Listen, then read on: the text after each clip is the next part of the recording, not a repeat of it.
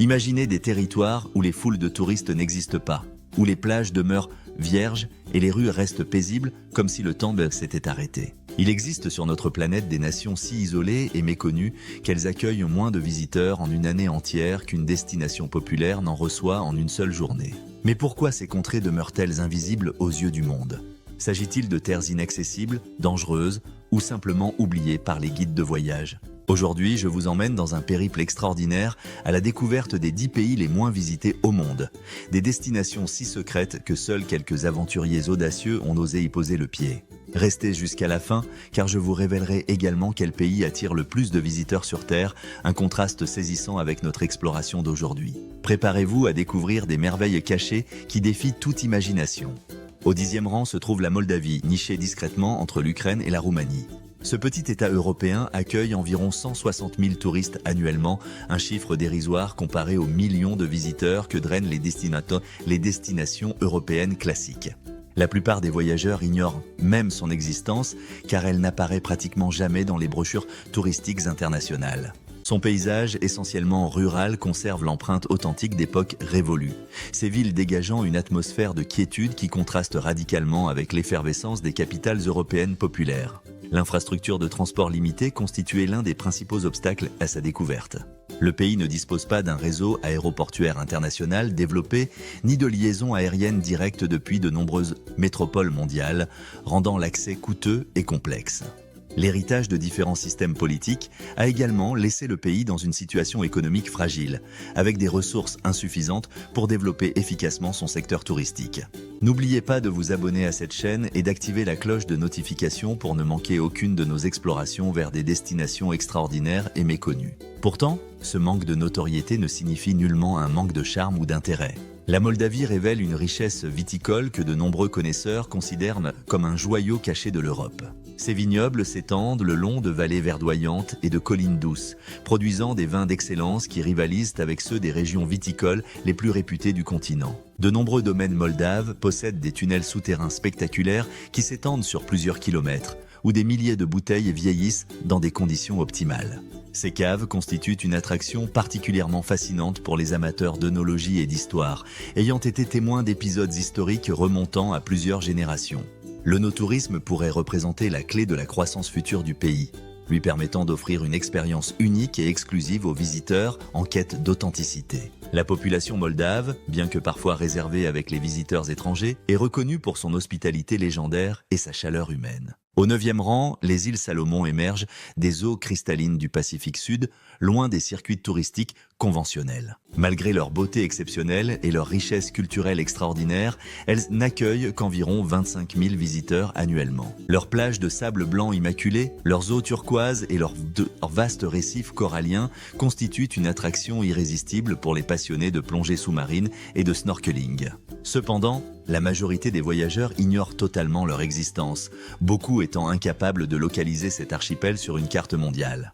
Cette méconnaissance géographique maintient le flux touristique à un niveau remarquablement bas. La difficulté d'accès constitue le facteur le plus déterminant dans ce manque de fréquentation. Se rendre aux îles Salomon implique de longs vols intercontinentaux, des correspondances multiples et des dépenses considérables qui peuvent décourager même les voyageurs les plus déterminés. L'authenticité préservée des îles Salomon captive le voyageur aventureux tout en constituant simultanément un obstacle au développement du tourisme de masse.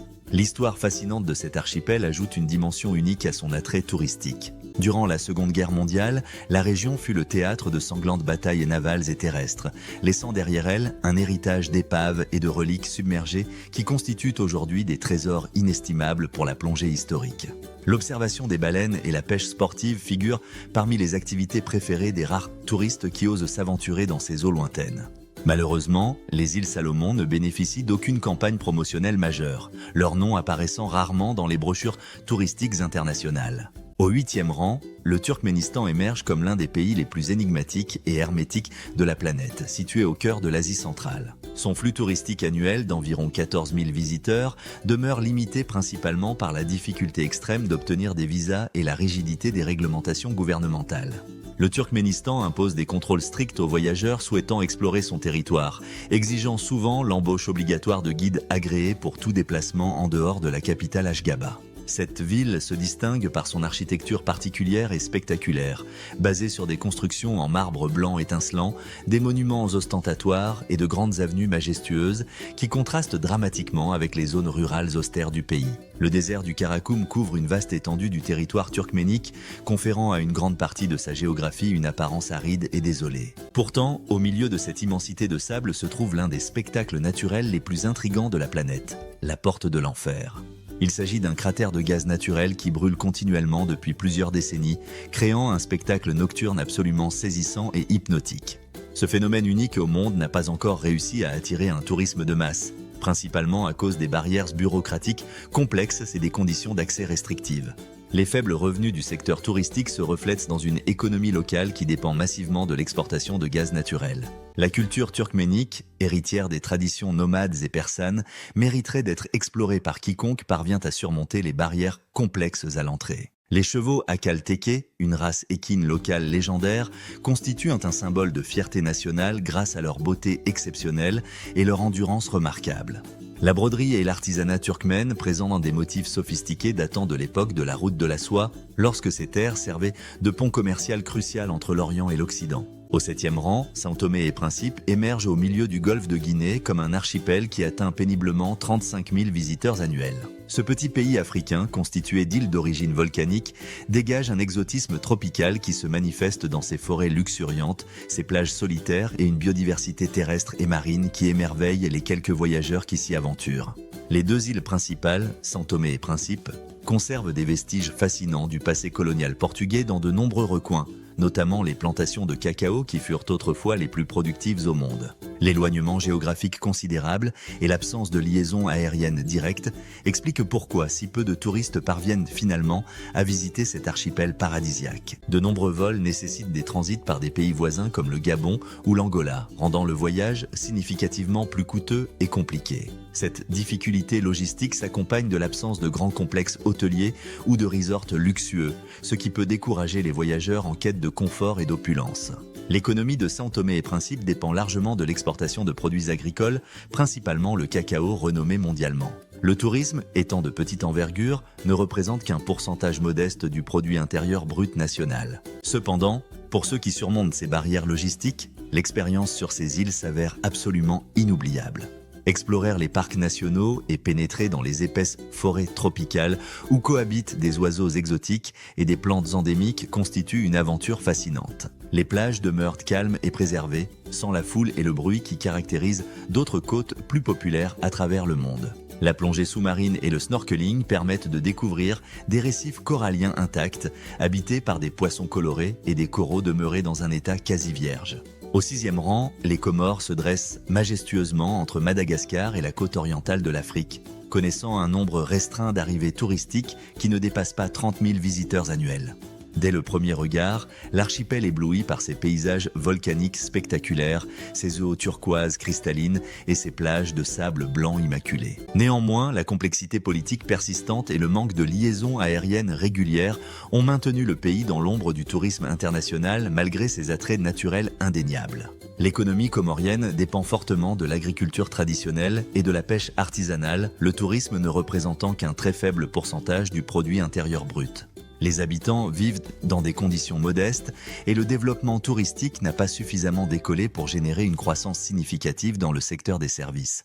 L'instabilité politique constitue l'une des raisons majeures qui entravent le développement du secteur touristique. Les Comores ont connu des changements de gouvernement fréquents, des tensions internes et des conflits séparatistes qui génèrent de la méfiance chez les voyageurs les plus prudents.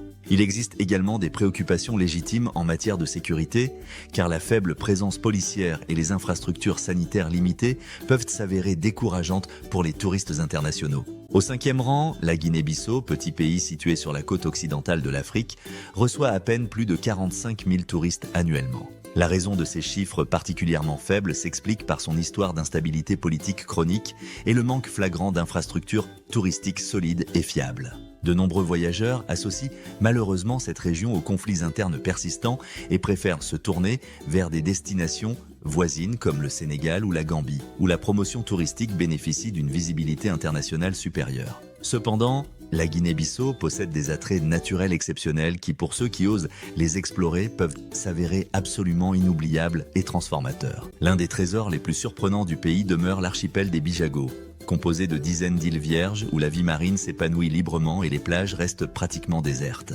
C'est précisément au Bijagos que les touristes aventureux peuvent découvrir des écosystèmes préservés abritant des oiseaux exotiques rares, des mangroves luxuriantes et des tortues marines nichant paisiblement dans ces sables immaculés. Ce joyau naturel exceptionnel demeure rarement visible sur les cartes touristiques conventionnelles, partiellement à cause de la difficulté d'accès à ces îles et de la rareté des hébergements répondant aux standards internationaux.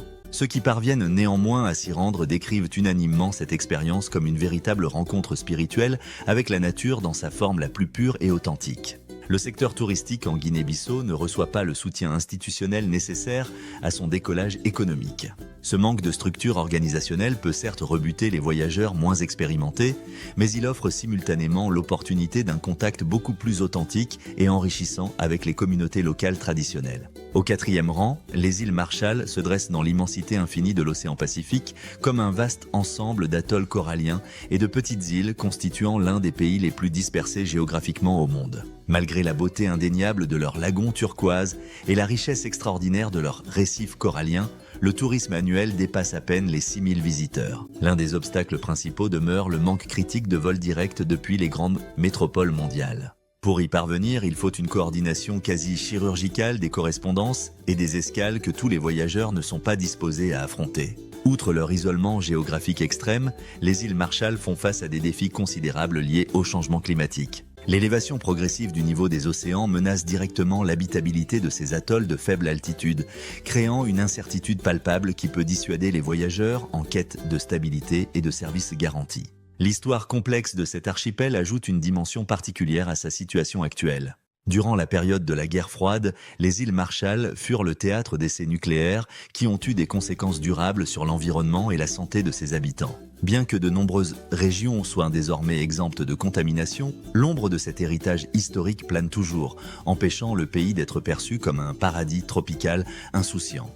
Au troisième rang, Kiribati, pays insulaire qui s'étend majestueusement à travers le Pacifique central, atteint difficilement 10 000 touristes annuels. Ces îles coralliennes se caractérisent par leur altitude exceptionnellement faible au-dessus du niveau marin, les rendant extrêmement vulnérables aux effets du changement climatique. L'accès s'avère particulièrement difficile car il existe très peu de vols commerciaux reliant ces atolls dispersés aux principales destinations mondiales. Pour atteindre la capitale Tarawa, les voyageurs doivent souvent combiner plusieurs escales successives, augmentant considérablement le coût total et la durée du périple. Cette complexité logistique, associée au manque flagrant de visibilité sur les marchés touristiques internationaux, maintient Kiribati dans l'arrière-plan du tourisme mondial. Cependant, la beauté naturelle de Kiribati reste absolument indiscutable et époustouflante. Ces atolls forment un réseau paradisiaque de lagons turquoises et de plages de sable blanc, créant un environnement idéal pour les passionnés de photographie sous-marine et d'activités nautiques diverses. Pourtant, rares sont ceux qui s'aventurent à découvrir ces eaux exceptionnelles où coraux multicolores et poissons tropicaux continuent de prospérer dans un état quasi vierge. Les menaces liées à l'élévation du niveau marin constituent une réalité tangible et préoccupante pour Kiribati. Certaines communautés ont déjà subi la perte tragique de terres arables en raison de l'intrusion d'eau salée, générant inquiétude et incertitude quant à l'avenir même du pays. Au deuxième rang, Nauru émerge comme la troisième plus petite nation de la planète en termes de superficie et simultanément l'une des destinations touristiques les moins visitées au monde. On estime que seulement quelques centaines de visiteurs foulent chaque année ce territoire minuscule du Pacifique. Se rendre à Nauru s'avère extrêmement difficile car seules quelques compagnies aériennes proposent des vols sporadiques et irréguliers. Les règles d'entrée peuvent varier considérablement et l'infrastructure hôtelière demeure pratiquement inexistante. L'histoire tragique de cette île reste intimement liée à l'exploitation intensive du phosphate, une ressource minérale qui apporta autrefois un certain niveau de prospérité économique. Cependant, la surexploitation irresponsable a laissé de profondes cicatrices environnementales sur le paysage et détruit une grande partie de la végétation locale originelle, provoquant simultanément un déclin drastique de l'économie après l'épuisement complet de cette ressource. Aujourd'hui, de nombreux secteurs de l'île demeurent dégradés et la réhabilitation environnementale constitue un défi colossal pour un pays aux ressources financières très limitées. Enfin, au premier rang, nous découvrons Tuvalu, officiellement le pays le moins visité au monde selon les statistiques du tourisme international, recevant moins de 3000 visiteurs annuels. Isolé dans l'immensité du Pacifique, ce petit archipel s'étend sous forme d'atoll pittoresque, offrant un décor tropical idyllique avec palmiers majestueux et eau cristalline qui contraste ironiquement avec la réalité de son accès extrêmement difficile et de ses infrastructures particulièrement limitées. Les vols commerciaux vers Tuvalu demeurent exceptionnellement rares et il n'existe aucune grande variété d'hôtels ou de complexes hôteliers pour accueillir les visiteurs. Pour la plupart des personnes qui parviennent à atteindre Tuvalu, ce territoire représente une évasion complète du monde moderne, où l'accès à Internet reste sporadique et les équipements technologiques minimaux. Le principal obstacle au développement touristique réside dans la géographie elle-même. Étant des atolls de très basse altitude, Tuvalu se trouve également menacé directement par le changement climatique et l'élévation inexorable du niveau des océans. Cependant, ce qui pour certains peut représenter un problème insurmontable, constitue pour d'autres un appel irrésistible à l'aventure authentique. Tuvalu conserve un charme genuinely authentique et une simplicité touchante qui sait captiver les visiteurs en quête de tranquillité absolue, loin de la saturation touristique qui caractérise les autres destinations insulaires populaires. L'économie de Tuvalu dépend massivement de la pêche traditionnelle et des accords commerciaux internationaux. Le tourisme ne représente qu'une fraction infinitésimale du produit intérieur brut et il n'existe aucun plan à grande échelle pour développer ce secteur.